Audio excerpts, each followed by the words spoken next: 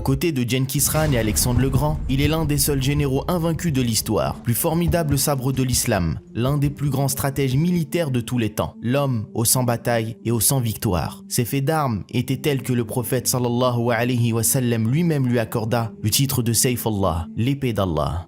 Né à Mecca, il voit le jour dans le clan aristocratique des Banu Makhzoum, l'une des familles les plus prestigieuses de l'oligarchie polythéiste de Mecca. Son père, Al-Walid ibn al-Mughira, est le juge de sa tribu et un seigneur respecté. C'est donc dans ce milieu privilégié que le jeune Khalid ibn al-Walid, guerrier né, grandit et s'initie au combat autant qu'à l'équitation. C'est également en tant que membre émérite des élites de Quraysh qu'il rejoint la lutte de l'infâme Abu Jahl contre l'islam. Khalid est à la tête de la cavalerie de l'armée polythéiste à Uhud, où il inflige une défaite cuisante aux musulmans. Il connaîtra moins de succès à la bataille du fossé, Al-Khandaq, qui voit les musulmans résister avec succès. Après cela, Khalid se pose des questions. Comment Mohammed, cet homme sans formation militaire ni expérience, peut-il repousser toutes les forces contre lui, alors que ses hommes sont inférieurs en nombre? Khalid est désormais persuadé que Mohammed sallallahu alayhi wa sallam n'est ni un poète, ni un sorcier. D'autant que son frère converti avant lui l'incite à se convertir à son tour. Khalid décide de prendre la route de Mecca pour embrasser l'islam auprès du prophète sallallahu alayhi wa sallam, qui lui dit « Loué soit Allah qui t'a guidé à la vérité, j'ai toujours vu en toi de grandes qualités et j'ai toujours espéré que ton intelligence te mène à ce qui est juste et bénéfique. » Quelques semaines après sa conversion, Khalid ibn al-Walid rejoint l'armée islamique comme simple soldat. Il reprend le commandement à la bataille de Mu'tah après la mort successive des commandants désignés. Grâce à un audacieux stratagème, il parvient à sauver ses troupes de la défaite et à assurer une retraite face aux forces byzantines immensément supérieures en nombre. C'est suite à cet exploit que le prophète sallallahu alayhi wa sallam le nommera Sayfullah, l'épée d'Allah. Quelques mois plus tard, Khalid revient à Mecca, à la tête d'un groupe de guerriers pour libérer la ville sainte. Il aura le privilège d'être désigné pour détruire le sanctuaire d'Al-Uzza. Après la mort du prophète sallallahu alayhi wa sallam, Khalid radiyallahu anhu fait à nouveau parler tout son talent militaire lors des guerres d'apostasie.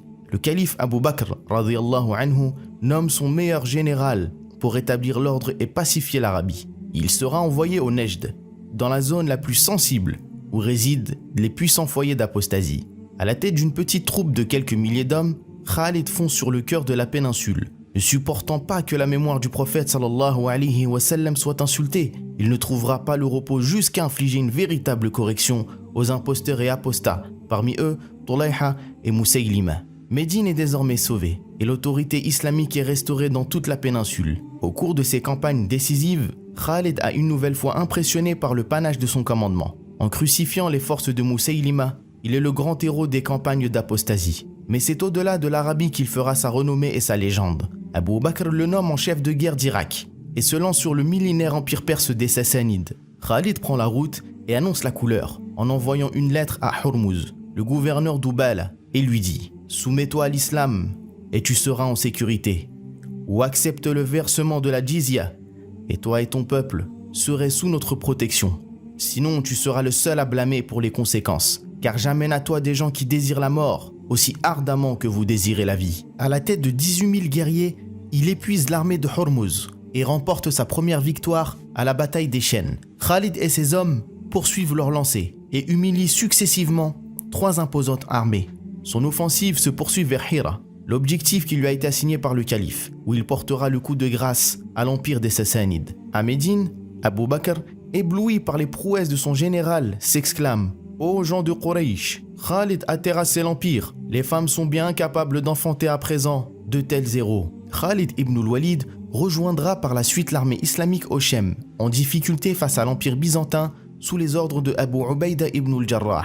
Il sera ainsi désigné commandant d'Abu Ubaïda. Il n'y a donc pas un instant à perdre. En une campagne éclair, Khalid soumet Palmyre, la porte du désert, puis atteint les banlieues de Damas et s'empare de la Ghouta, défait les armées arabes chrétiennes, rassemble les forces de Abu Ubaïda et Yazid ibn Abi Sufyan sous ses ordres et sauve de justesse les troupes de Shurahbil ibn Hasna à Bosra. Un siège plus tard, la capitale de la dynastie arabe des Rassanides, vassaux de Rome, tombe entre les mains des musulmans. Les arrières de Khalid sont désormais assurés. Plus à l'ouest, les Byzantins assemblent une gigantesque armée de près de 90 000 hommes. Khalid assemble son armée avec celle de Amr ibn al-As et inflige une sévère défaite aux Romains lors d'une bataille frontale, pourtant écrasée par le nombre. Cette première victoire majeure de l'islam contre Byzance s'avère décisive. Khalid peut désormais foncer sur Damas, où il domine de la tête et des épaules Thomas, le gendre de l'empereur Héraclius. Khalid et ses hommes s'emparent d'une des portes de la cité fortifiée de Damas. Les notables de la ville craignent la perte de leur ville, négocient la jizya avec les musulmans en échange de la sécurité des biens et des personnes. Puis s'ensuit la bataille de Marj ad-Dibaj. L'épée d'Allah fait à nouveau preuve de son sens de l'honneur chevaleresque. Alors que la fille de l'empereur Héraclius est faite prisonnière, il lui propose de la libérer en échange d'une rançon. Khalid la libère, mais décide de ne pas prendre la rançon. Contre toute attente, le général Khalid se voit destitué par Omar ibn al-Khattab radhiyallahu anhu, alors nouveau calife des musulmans. Voyant l'admiration grandissante de la population, il craint qu'un culte de la personne se développe autour de lui. Khalid accepte son sort avec la plus grande loyauté et se range dans le rang de Abu Ubaïda ibn al-Jarrah, qui le nomme commandant de sa cavalerie et s'en remet à lui tout le temps à ses conseils. À la tête de sa nouvelle garde mobile, l'épée d'Allah virevolte. La vitesse de ses mouvements, la férocité de ses assauts, la finesse de sa vision tactique lui accordent comme toujours la victoire. Sous les ordres de Abu Ubaïda, il s'empare ainsi du Shem, puis offre à l'islam les clés de la Palestine lors de la bataille de Fahl. Khalid remonte ensuite vers le nord et repousse avec succès une tentative de Byzance de reprendre Damas par surprise, marche sur Hama et s'empare de Homs. La cité alors connue sous le nom d'Emes deviendra bientôt l'une des places fortes de l'islam au Shem. Mais le glaive d'Allah ne pouvait pas quitter l'histoire comme ça, sans briller une dernière fois sous le soleil du levant. Alors qu'il fonce vers le nord, il apprend que l'empereur Héraclius rassemble une armée immense de 200 000 hommes. Khalid a compris la stratégie ennemie qui était d'isoler les corps armés et les détruire séparément. Il décide de rassembler l'armée islamique en un seul lieu pour contraindre Byzance à un affrontement frontal et décisif, et ainsi contrecarrer les plans d'Héraclius. Khalid choisit la plaine de Yarmouk, où il reprend le commandement suprême. L'ennemi est 4 fois plus supérieur en nombre, mais peu importe. Khalid est sûr de sa stratégie. Le 7 Rajab 15 de l'Hégire, la bataille s'engage. Khalid ibn al-Walid, au sommet de son art, déroule un véritable récital. En 6 jours de combat acharnés, les Byzantins ne relèveront jamais la tête. L'épée d'Allah comprend tout, avant tout le monde, anticipe avec brio chacun des mouvements ennemis, multiplie, ruse et tactique avec ingéniosité, surprend par son audace et la vivacité de ses intuitions. Khalid inflige une défaite monumentale à l'un des plus grands empires de ce siècle et restera comme l'un des affrontements les plus décisifs de l'histoire de l'humanité. Comme dira l'historien militaire Georges Nafziger, si les forces d'Héraclius l'avaient emporté, le monde moderne pourrait bien être si différent qu'il n'en serait pas reconnaissable. Symboliquement, l'armée islamique marche d'abord sur Jérusalem, où Khalid sera le témoin du pacte de Omar. L'armée musulmane ensuite se disperse et Khalid retourne sous les ordres de Abu Ubaïda et reprend la route du nord.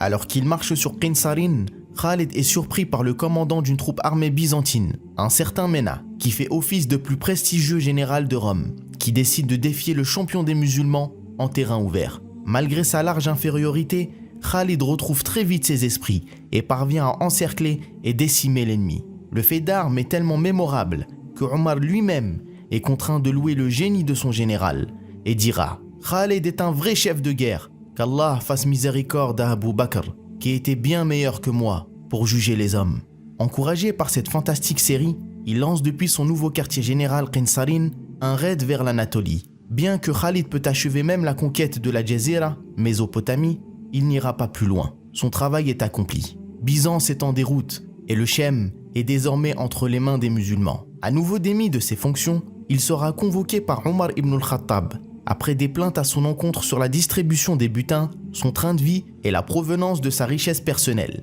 Après clarification, Omar est convaincu par ses arguments et lui dira ensuite « J'espère que tu ne garderas pas de rancœur à mon égard. L'épée d'Allah ne retrouvera plus de commandement militaire et c'est à Homs, dans son lit, qu'il rend l'âme. » La disparition du conquérant du Shem et de l'Irak plongera la nation islamique dans la peine et le chagrin. La communauté est dévastée.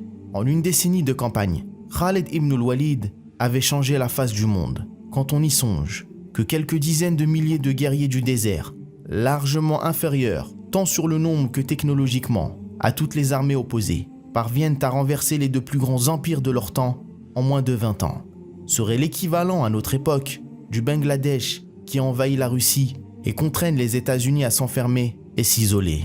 Merci à tous d'avoir suivi cette vidéo. D'autres vidéos d'histoire de compagnons sont disponibles dans la barre de description. N'hésitez pas également à vous abonner pour ne pas manquer nos futures vidéos, à partager et à laisser un pouce bleu.